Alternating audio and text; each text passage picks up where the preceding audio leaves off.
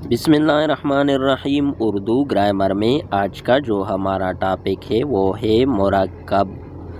مرکب کی تعریف دیکھیں، جب دو یا دو سے زیادہ کلمات آپس میں ملے تو مرکب بنتا ہے۔ گویا دو یا دو سے زیادہ کلمات کے ملنے سے مرکب بنتا ہے۔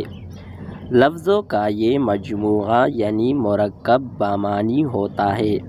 مثلاً اسکول جاؤ، گھر آؤ، میرا پرندہ، چار بچے، تمہارا بستہ۔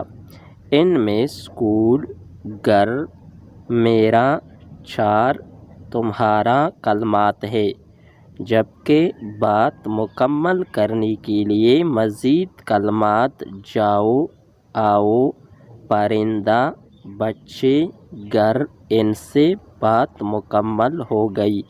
یوں دو کلمات کا ملنا مرکب کہلاتا ہے۔ مرکب کی اقسام۔ مرکب کی دو اقسام ہیں۔ نمبر 1 مرکب ناقص، نمبر 2 مرکب تام۔ مرکب ناقص کیا ہوتا ہے؟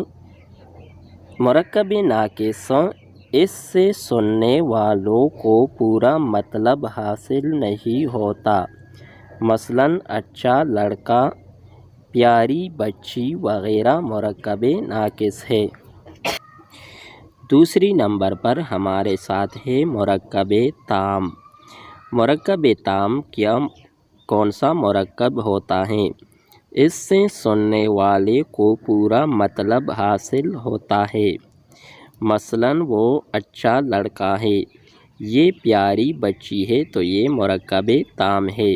یہ تھی ہماری آج کی ویڈیو۔ نیکسٹ ویڈیو کے ساتھ دوبارہ ملتے ہیں۔ خدا حافظ۔